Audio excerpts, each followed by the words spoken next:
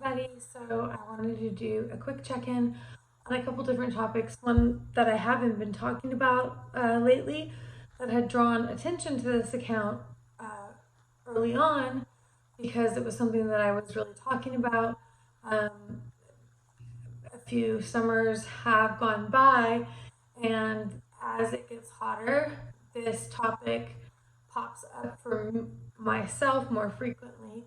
And unfortunately, because my son is so sick, I haven't really been talking about this a lot for myself. But if you follow my channel, you know that I had mitochondrial myopathy. It's a form of muscular dystrophy, and it causes extreme heat intolerance and exercise intolerance. It just makes your muscles really weak. I frequently have had really bad jerking, especially right after my son was diagnosed. I think just all the stress built up and me sometimes forgetting to take my medications because I was trying to run and do something with him. All of that combined made my body hate me. And unfortunately, I live in Texas, so it's already in the high 90s, and it's pretty steady now that it's hot. And there have been a couple days where, like currently, Princeton's in the hospital and has been for like 2 weeks. I don't know, but it's been a while. And I will sometimes have to go from my car to the 6th floor, then the 6th floor back to the lobby to get something for him, and then go back up to the 6th floor. And I mean, sometimes I don't think I'm gonna make it. Like, I think I need to have a siesta before I get to the elevator, and I have to push and push and push myself to just get there. So I wanted to see, what do other people with mitochondrial myopathy, what do they do when they have those symptoms? I have no idea what's going on here. Sorry, squirrel. What do they do when they have those symptoms? If you're younger when you're diagnosed, how have you been able to progress through this and figure things out? Second weird thing about mitochondrial myopathy lately is, and I have a neuro appointment, my right kind of like diaphragm area has the feeling of like a baby just kicking in there as hard as they can. And it was constant, which was awful. But now it's just sometimes. I don't know what it is. Hopefully the doctor will figure it out. If you've had this before, tell me down below, because I'd really like to know what it is and what I can do to get rid of it. Also, I have what we call in our house word salad, because I forget often what I'm trying to say. I know what it is, and the kids know what it is, and I just can't say it. It doesn't even have to be anything hard. I could say, I want to name a movie, or I want to name the fridge.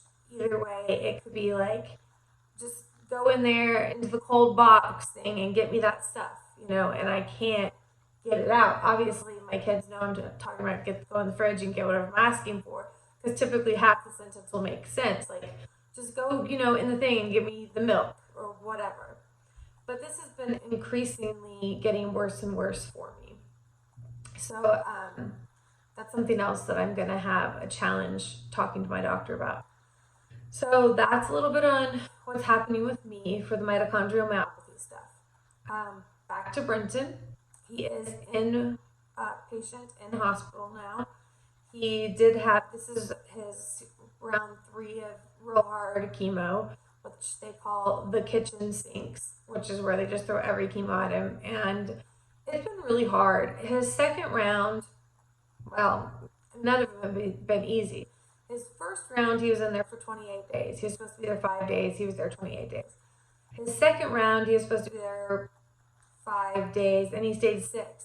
That one was really good. But at the end of that 6 days, he had an anaphylactic reaction to a medication called PEG asparaginase, which is basically one of their go-to medications, and he couldn't take it. So he now has to get 3 shots at the same time for, I think, a total of 15 shots. It might be 18. I'm not exactly sure, of a medication called Erwinia, which is in the same family, but is not derived from the exact same formulary. but it's awful. And he had 5 days of chemo, so we're thinking, first of all, let me back that up. They didn't tell us when we went into this round 3 that it was going to be any different than rounds 1 or 2. Obviously, the PEG asparaginase, we knew we were going to need to get Erwinia, but other than that, we didn't know it was going to be different at all. We just thought it would be the same setup as section 1 and section 2 with the methotrexate, waiting to clear the methotrexate, and getting the other medications as they go and following his ANC. So the reason why after session 1 he was in for 28 days. Prior to that, he had been in for 12 days, including 6 days in the ICU. He'd been septic, and he was having starting at the beginning of kidney failure. So he was out for like 5 days and then back in again to get this kitchen sink style chemo. And the thing that it starts off with is methotrexate. And that methotrexate is going to be one of the things that determines how long he'll be in there, is because it is based off of how fast he can clear it and a bunch of other factors. Well, his body had already had trauma to the kidneys, so he was not clearing the methotrexate, which then caused something called mucositis, which is sores, big sores and lesions that can start in your mouth and go all the way down your digestive tract to your bottom. No fun. So he got that. And his ANC was 0, which is the actual number of white blood cells that are healthy, that are fighting back in your body. And it stayed at 0 for a couple weeks. They did give him something called Onpro. It goes on your arm. And after 27 to 29 hours, it injects you with a medication that helps boost your ANC, the actual white blood cells, so that he can fight better. And that usually takes like 5 to 10 days before it starts really working. And then when it does, a whole new set of problems arise, which is your spongy bone marrow is where all of your blood cells are made. Red blood cells, white blood cells are in here, and then all of a sudden it's like, make white blood cells, make white blood cells. So it's really, really, really smushed in there, so then his bones start hurting really, really badly. Anyway, all that in combination with everything else that was going on took 28 days. The next round, we're like, okay, this is what we need to do. This is how we need it to go. They made some adjustments on fluids. It was supposed to be 5 days. It was 6 days. It was great. This time we go in, we know what the plan is. We know how to get, keep the fluids, like all this stuff. And they're like, no. That's not what you're doing this time. This time is totally different. We're doing all these different medications. So after the first week, I wanted him home. I'm like, I don't understand. His counts were really perfect. He'd have 1 blood transfusion, which is normal, but his counts were wonderful. And they said, no, it's going to drop. His counts are going to drop in 2 weeks to 0, and he needs to be here in case he gets sick. So currently we're in a holding pattern because he's not getting any medication. Well, he's getting the Erwinia shots. He still has to keep doing those, which could be done outpatient. But they're holding him there because they think and or know from tons of chemo experience that he's going to drop out to his ANC will drop out to 0 probably this week. And then they did do the Onpro. Actually, they did it as a shot this time, which is called Neulasta. Anyway, so that should help his white blood cells come up, but it's going to take a while. And before that he'll be at 0, and then hopefully it'll go back up. And when he's at 0, they keep him in the hospital because it can be major, major, major infections if he goes home and is around anyone who's sick. Which next thing, brother has bronchitis times a week already, and I've been a little bit iffy on whether I've been well. So it's just been weird. And then lastly, I went online today and I watched these people do a makeup challenge, and it was hilarious. It was from a person who has like no makeup experience to a person that's done a little bit of stuff to a vlogger guru makeup person to a expert level makeup person, and they're doing this challenge, and someone lets you see close. Guess what? I didn't waste my putting on lashes because I was like, this is awful.